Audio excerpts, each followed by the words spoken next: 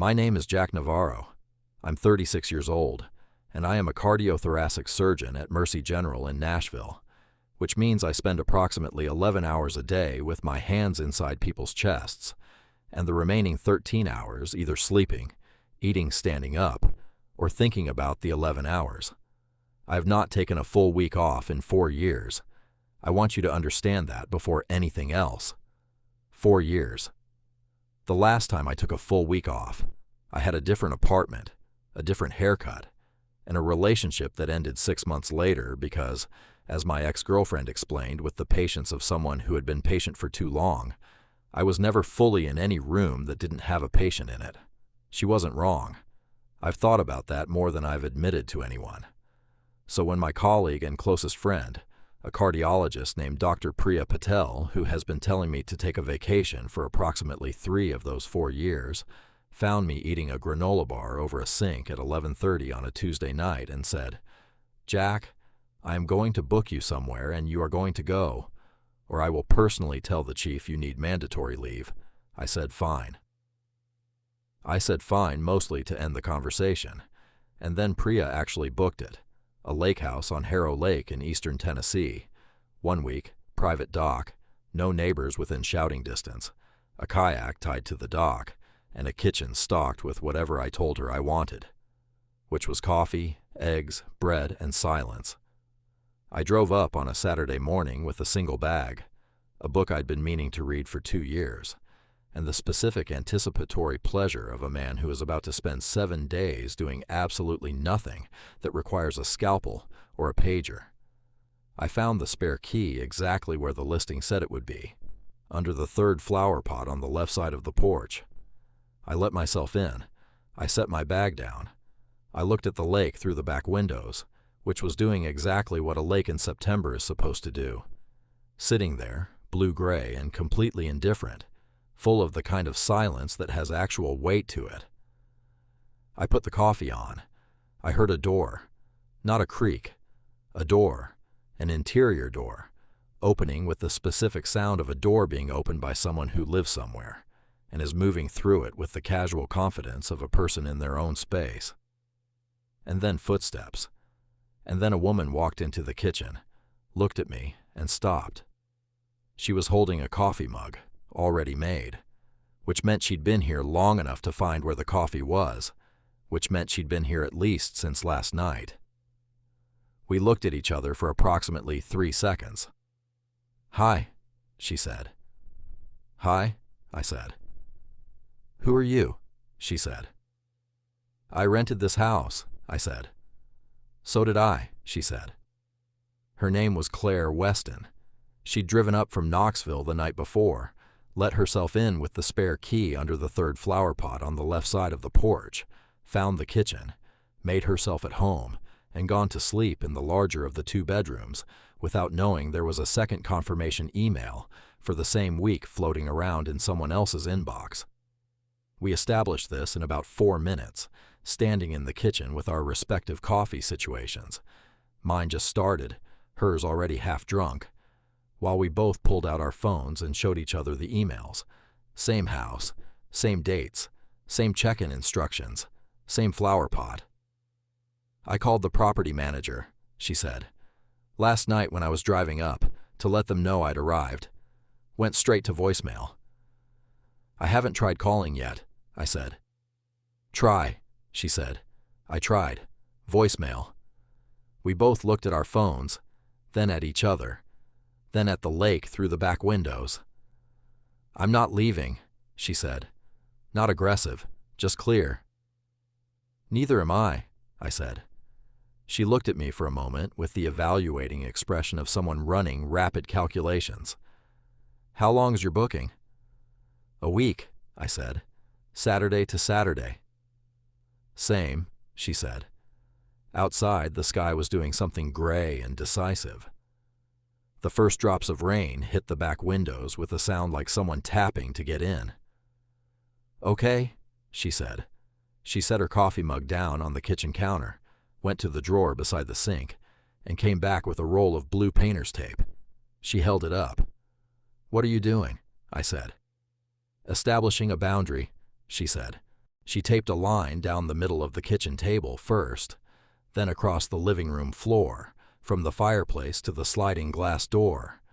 It took about 10 minutes, during which I stood with my coffee and watched, partly because I was genuinely curious about how far she was going to take this, and partly because the alternative was arguing, which seemed less interesting. "Kitchen is shared," she said when she was done, standing back to assess the line with the critical eye of someone checking their work. "We'll figure out a schedule. The larger bedroom is mine. I was here first. The smaller one is yours. The bathroom we split by time of day. You get mornings, I get evenings. We negotiate the rest." "The kayak," I said. "Alternating days," she said. "The dock?" "Public space. Neither of us owns it." "The veranda?" She considered this. "Shared, but if one of us is already out there and clearly working, the other one gives them an hour before joining." I looked at the tape line on the living room floor. It was very straight. She'd done it with the focused efficiency of someone who was not new to solving problems with available materials. "You're a writer," I said. She looked at me. "How did you know that?" "The laptop bag. The specific way you're treating silence like a resource that needs protecting. And the painter's tape." I gestured at the floor. Writers are territorial about their workspace in a very particular way. Something moved across her face. Not quite a smile, not quite not. "You're a doctor," she said. "How did you know?" "The way you assessed me when I walked in," she said. "Like you were running a quick diagnostic. Also your bag. Nobody packs that efficiently unless they're used to moving fast between locations." She picked up her coffee. "What kind?" "Cardiothoracic surgeon." She raised her eyebrows. "You cut open chests." "Correct." "And you came here for a week alone." "Correct." "Okay," she said, like this answered a question she'd been forming. "I can work with that." She took her coffee and her laptop bag to the right side of the living room and set up at the desk by the window, which was technically on her side of the tape line. I took my book and my coffee to the left side and sat in the armchair that faced the lake. Outside, the rain had committed. Inside, we did not speak for 4 hours. It was, I will tell you honestly, one of the more comfortable silences I'd been in for a long time. The property manager called back at 3 in the afternoon. His name was Gary.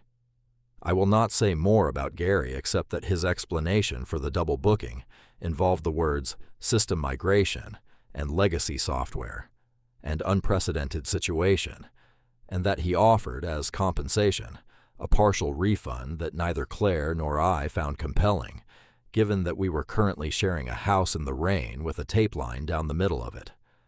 I put him on speaker so Claire could hear. She had come to stand in the kitchen doorway, technically neutral territory, with her arms crossed and the expression of someone who is deciding how much patience to spend. "So neither of us gets another property," I said. "Not this week, no," Gary said. "We're fully booked on the lake. I'm truly sorry for the inconvenience." "The inconvenience," Claire said flatly, in the tone of someone filing that word for future reference. "Is the refund on the table regardless?" I said. "I can process partial." "Full," Claire said. There was a pause. "I can do 60%. "Full," Claire said again, with exactly the same tone and inflection, like she'd hit a button. "I'll process the full refund," Gary said. He sounded tired in a way that suggested this was not his first difficult call of the day. "Again, I'm very sorry." "Thank you, Gary," I said, and ended the call. Claire looked at the phone, then at me. "Well," she said. "Well," I said. We stood in the kitchen for a moment. The rain was doing something more serious against the windows now, a steady drumming that had settled in like it intended to stay. "I could still leave," I said. "Find a hotel somewhere." "So could I," she said. Neither of us moved. "I haven't had a week off in 4 years," I said. "My book is due in 6 weeks and I'm 40,000 words behind," she said. I drove 3 hours to be somewhere without my own life in it. I drove 2.5, I said. She looked at the tape line on the floor, then at the lake through the back windows, which was now being rained on with real conviction. The tape stays, she said. The tape stays, I agreed. She went back to her desk. I went back to my armchair. The rain kept up its work. By evening, we'd developed a functional kitchen schedule without formally discussing it. She cooked first while I read. I cleaned up while she walked to the end of the dock in the rain, for reasons she didn't explain, and I didn't ask about. Then I cooked. She cleaned. She made pasta with things she'd brought from home. I made eggs that were better than they had any right to be, which she acknowledged with a single nod that I understood to mean good eggs. You can cook, she said. Surgeons develop fine motor control, I said. Is that how you explain all your skills? The useful ones, I said. She looked at me over her fork with an expression that was doing several things at once, then looked back at her plate. I looked at the tape line on the floor. It ran between our chairs at the kitchen table, exactly down the center, and neither of us had moved to either side of it. The next morning, the sun came back as though the rain had been a misunderstanding it wanted to correct. I was on the dock with coffee at 6:30, which is the time my body gets up regardless of what my vacation plans specify, and the lake was doing the thing lakes do after rain, holding the light in a way that made everything look slightly more real than usual. I heard footsteps on the dock behind me. Claire came to stand a few feet away with her own coffee, looking at the water. She was in a flannel shirt that was clearly too large for her, possibly someone else's at some point, with her hair still a bit pulled up from sleep. She didn't say anything. I didn't either. We just stood there with the lake and the morning and the light. After a while, she said, "I'm going to write out here today." I was going to read out here today, I said. We both looked at the dock. It was wide enough for 2 chairs with room between them. The dock is public space, she said. That was your ruling, I said. She almost smiled. She went back to get her laptop. That was how we spent Monday, in parallel, on the dock, close enough that I could occasionally hear her typing, and she could occasionally see me turn a page, far enough that it didn't feel like company, just proximity, which, I was finding, was a different thing than I'd expected it to be, and not an unwelcome one. At some point mid-morning, an old man in a small aluminum rowboat came past the end of the dock, moving at the easy pace of someone for whom rowing is not exercise, but simply how you get from one place to another. He had white hair and a sun-worn face and the kind of slow grin that takes its time arriving. He looked at Claire, then at me, then back at Claire. "Morning?" he said. "Morning," we both said. He kept rowing. Then, without turning around, "Nice morning for it." "For what?" I said. But he was already past the dock, moving toward the far side of the cove, and if he heard me, he gave no sign of it. "Who's that?" I asked Claire. "I have no idea," she said. "He was out here yesterday morning, too, when I was on the dock at 7. She looked after the rowboat. "He waved then, too, like he already knew me." Tuesday was the kayak. Claire's day by the schedule we'd established, which she'd actually written out on a notepad and stuck to the refrigerator with the magnet shaped like a fish that came with the rental. I was fine with this. I'd had the kayak Monday, paddled out to the center of the lake and floated there for an hour doing nothing at all, which was the first time I'd done nothing at all in longer than I could accurately estimate. She came back from the kayak at noon with her hair wet and her flannel shirt tied around her waist, and the specific expression of someone who has had a thought they haven't decided what to do with yet. She stood on the dock for a moment, looking back at the water. "Something wrong?" I said. I was on the dock with lunch, sandwiches, her half on the right, mine on the left, the dock being public space. "Nothing's wrong," she said. She stopped. "There's a blue heron out by the far bank, just standing there, completely still. I almost ran into it with the kayak." "They do that," I said. "I know. I just forgot." She sat down and picked up her sandwich. I forgot they do that. Stand that still. I looked at the far bank. Couldn't see the heron from here. What are you writing? I said. Not because it was my business. More because the question had been sitting in my head for 2 days, and it came out before I'd finished deciding whether to ask it. She looked at me. Sorry, I said. You don't have to. A novel, she said. Second one. The first one did well enough that someone wanted a second one, which sounds like good news and mostly is, except that now there are expectations, and expectations are a different kind of pressure than no one caring whether you finish. She looked at her sandwich. The first one I wrote in a year. This one I've been writing for 2 years, and I'm nowhere close to done. What's it about? She was quiet for a moment. A man who's very good at his job, she said, and not very good at the other parts. I looked at the lake. Specific, I said. It's fiction, she said, but the corner of her mouth did something. We ate the sandwiches. The heron was still out there somewhere, standing perfectly still, waiting for whatever it was waiting for with the infinite patience of something that has all the time it needs. 4 years, she said after a while. What? You said you haven't taken a week off in 4 years. She wasn't looking at me. What happened 4 years ago? I set down the second half of my sandwich. A relationship ended, I said. She told me I was never fully present anywhere that didn't have a patient in it. Was she right? Yes. Claire nodded slowly, like this confirmed something she'd already suspected. Is that why you're here? She said. To practice being present somewhere without a patient? I thought about it honestly. Maybe, I said. Or maybe Priya just threatened me with mandatory leave. Who's Priya? My colleague. She found me eating a granola bar over a sink at 11:30 at night and decided I needed intervention. Claire looked at me. Good friend. The best, I said. She picked up the second half of her sandwich. My editor did the same thing, basically. Told me if I didn't get somewhere quiet in the next 2 weeks, he was going to call my emergency contacts. Does he know your emergency contacts? No, but he sounded very sure of himself. She took a bite. I picked here because I hadn't been to a lake since I was a kid. I thought maybe it would... She stopped, started again.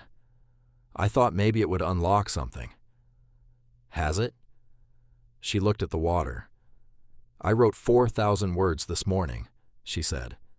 On the kayak, actually. Pulled up to the bank and just wrote on my phone until my hands went numb. That's good, isn't it? That's very good, she said. 4,000 words is a good day. On a kayak with numb hands is something else entirely. I looked at the far bank where the heron was still standing in its invisible stillness. Maybe it's the water, I said. Maybe, she said. And we sat with that, on the dock in the September sun, 2 halves of a sandwich between us and a line of painter's tape that we'd both stopped thinking about sometime around yesterday afternoon. Wednesday was the day old Adam introduced himself properly. He came by in his rowboat at 8 in the morning, same time as the previous days, same easy pace. But this time he steered toward the dock instead of past it, shipped his oars, and looked up at us with that slow, arriving grin. Morning, he said. Morning, I said. You're the couple in the Harrow place, he said. We're not a couple, Claire said. We both rented it by accident. Double booking. Adam nodded slowly, like this was one of several possible explanations he'd considered and found the least convincing. Uh-huh, he said. We have a tape line down the middle, I said. I don't know why. Adam looked at me, then at Claire, then back at me. That's so, he said. Down the middle of the living room floor and the kitchen table, Claire said. Clear territorial division. Said Adam. He picked up his oars. Name's Adam, he said. I'm in the green cabin around the point. Been here 32 years. He started rowing again, slow and even. My wife and I used to fight about the thermostat for the first 2 years we were married. A beat. We were together 41 years total.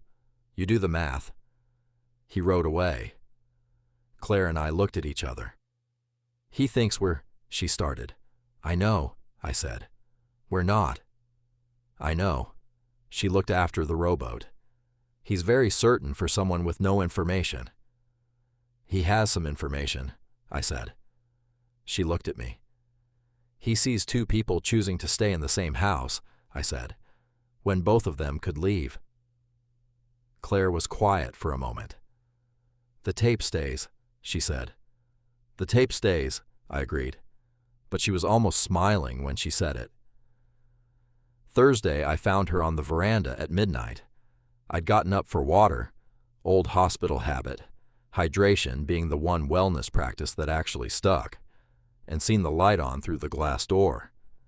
She was sitting in the far chair with her laptop open and a blanket over her knees, and the expression of someone in the middle of something they don't want to stop. I filled my water glass. I went back to bed, and then I came back out, because the right thing to do was obvious, and I'd been in the habit lately of doing the obvious right thing when I noticed it. I made 2 cups of tea.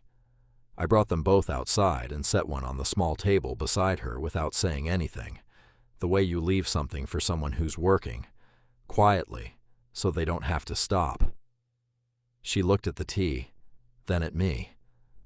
Go back to sleep, she said. I wasn't sleeping, I said. You should be. So should you, I said. I'm on a deadline, she said. I know. I sat down in the other chair. I'll just be here. She looked at me for a long moment. Then she looked back at her screen. You're going to watch me write? I'm going to sit on the same veranda, I said. Technically public space. Something that was entirely a smile went across her face and then went carefully away. She looked at her laptop. Her fingers started moving. I sat in the other chair with my water and watched the lake, which at midnight was doing something completely different from what it did in daylight. Darker, obviously, but with its own kind of light coming from the quarter moon and the stars, which out here without the city in the way were doing their full job. We stayed like that for 2 hours. She wrote. I sat. Occasionally the lake made a sound. Occasionally something in the tree line did. At one point an owl went across the dark above the dock. Did you see that? She said, without looking up. Yes, I said. She kept writing. At 2 a.m, she closed the laptop. 6,000 words, she said, to the lake. Good night for it, I said. She looked at me sideways in the dark. Thank you for the tea. It's just tea, I said. The tea was just tea, she said. Staying was something else. I looked at the water. The moon had moved while we'd been sitting there, lower, closer to the tree line, doing the slow work of crossing the sky that it did every night, whether or not anyone was watching. Claire, I said. Yeah. What's the man like? In your book, the one who's good at his job? She was quiet for a moment. He's better than he thinks he is, she said. At the other parts, he's just not practiced. He's been in a room without windows for a long time, and he forgot what it was like to look at something that doesn't need fixing. I thought about that. Does he figure it out? I said. She looked at me. In the low light, her eyes were the kind of blue that doesn't show in daylight. Deeper, specific. I'm working on that part, she said. Friday was the last full day. We both knew it, and neither of us mentioned it, which is its own kind of mentioning. I made breakfast, actual breakfast, the kind that takes time, eggs and toast and sliced tomatoes and coffee that I got right on the first try. Claire came downstairs and found it on the table, and looked at it, and then at me with an expression I was getting better at reading. You didn't have to, she said. I know, I said. We ate at the kitchen table.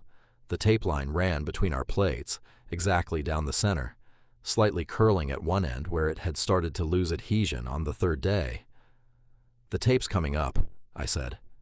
She looked at it. "I know. We could retape it." "We could," she said. Neither of us got up. After breakfast, she went for a walk. I went out in the kayak, her day technically, but she'd offered it and I'd taken it, and I paddled out to the center of the lake and floated there for a while the way I had on Monday, doing nothing, looking at the sky. I thought about a lot of things. About Priya and the granola bar and 4 years of not stopping. About a woman who measured everything precisely and taped lines down the middle of floors and wrote 6,000 words at midnight by the light of a lake. About the man in her book who forgot what it felt like to look at something that didn't need fixing. I thought about how the week had gone. About silence that felt like company. About parallel work and morning docks and sandwiches with a line between them. About an owl going across a dark sky and both of us seeing it. I paddled back to the dock. Claire was already there.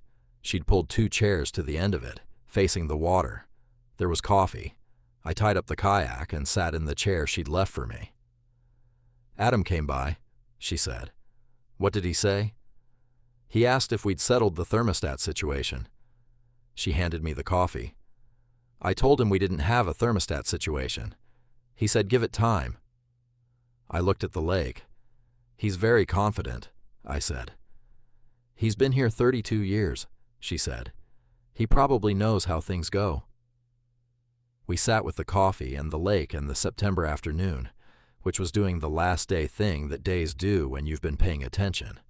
Looker, lighter, going slower than all the days before it. "I'm not going to be in Nashville on a Tuesday," I said. Claire looked at me. "Hypothetically," I said, "if someone wanted to have dinner sometime, not on a Tuesday. I'm not in Nashville on Tuesdays." She looked at the lake. "I go to Nashville sometimes, for meetings." "When?" "When someone asks me to," she said carefully. "Claire." "Yeah, I'm asking." She was quiet for a long moment. The lake went about its business. A bird crossed low over the water about 30 feet out, skimmed the surface, kept going. "Wednesday," she said. "I can do Wednesday." "Wednesday," I said. "I'll bring the painter's tape," she said, "in case you need to establish a boundary." I looked at her. She was looking at the lake with the expression that was doing several things at once, the one I'd been learning to read all week. "I don't think I'll need it," I said. She turned to look at me, full on, the way she hadn't done very often this week, not because she was avoiding it, but because she'd been careful with it, the way you're careful with something you're not sure yet what to do with. "No?" she said. "No," I said. Something in her face settled, like a decision that had been forming all week had finally finished forming. "Okay," she said, simply, the way she said things when she meant them. We sat on the dock until the sun went down, which took longer than either of us had planned for and neither of us minded. When the light finally went the way September light goes, fast at the end, like it remembered it had somewhere to be, we went inside and made dinner together in the kitchen without dividing it, and the painter's tape on the floor curled up a little more at the edges, and neither of us straightened it. Saturday morning, Adam rowed past, one last time. We were both on the dock with coffee and bags at our feet, waiting for the drive we each had ahead of us. He came around the point at his usual hour and his usual pace, and steered toward us the way he had on Wednesday, shipped his oars, looked at the bags. "Heading out," he said. "We are," I said. He looked at Claire, then at me, then at the dock between us, which had no tape on it and no distance managed. "Settled the situation then," he said. "We had a good week," Claire said. Said Adam. He picked up his oars. "Come back next September. I'll be here." "You'll be here anyway," I said. "That's true," he agreed. "But it's better when there's something worth watching." He rowed away, around the point, gone. Claire looked after him. Do you think he actually had a wife? She said. I think he had a wife for 41 years and misses her every day, I said. And I think he rows past that dock every morning because it's the thing he does, and because sometimes there's something worth watching. She was quiet for a moment. The lake went about its business, unhurried, the way it had all week. Wednesday, she said. Wednesday, I said. She picked up her bag. I picked up mine. We walked off the dock in the same direction because the parking area was the same direction, and at her car she stopped and looked at me in the September morning light. Jack, she said. Yeah. For what it's worth. She adjusted her bag on her shoulder. You were fully present all week, in case nobody's told you recently. I looked at her. You're practicing, she said. You're getting better at it. I thought about an armchair on the left side of a living room, a midnight veranda, an owl going across a dark sky, sandwiches on a dock, the sound of someone typing in the same silence as you. I had good material, I said. She smiled. The real kind, all the way up, no maintenance in it. She got in her car and drove away. I stood in the parking area and watched until the car was gone, and then stood there a moment longer, breathing the lake air, which smelled like pine and water and the particular clean that only exists away from everything you usually are. I got in my car. I drove back toward Nashville. Somewhere around the second hour, I called Priya. How was it? She said, before I'd finished saying her name. Good, I said. Just good? I thought about it. I met someone, I said. There was a pause. Then Priya said, in the tone of someone trying very hard to be casual about something they are not casual about. Tell me. She's a writer, I said. She taped a line down the middle of the living room floor. Why? Double booking, I said. We both rented the same place. Another pause. And you stayed. We both stayed, I said. Obviously, Priya said, in the voice of someone to whom this was not obvious at all, but who had decided to pretend otherwise. She's coming to Nashville on Wednesday, I said. I will clear your Wednesday, Priya said immediately. You don't have my schedule. I will clear your Wednesday, she said again, with the calm certainty of someone who has been waiting 4 years for exactly this phone call, and intends to make absolutely sure nothing gets in the way of it. I drove the rest of the way home with the windows down, which I never do, because the air coming in was doing something to my chest that felt like a window being opened in a room that had been closed for too long. The tape line was still on the floor when I got home. I'd taken it with me. In my jacket pocket, carefully rolled. Not as a joke, not as a souvenir exactly. Just because it was mine too, technically. Half of it, anyway. I put it on the kitchen counter. I looked at it for a moment. Then I got my phone and texted Claire. I still have the tape. Fair warning. Her reply came back in 3 minutes. I still have the other half. Fair warning back. And then, 10 seconds later, see you Wednesday. I put my phone down on the counter next to the rolled-up tape, and for the first time in 4 years, I was completely, entirely, fully in the room,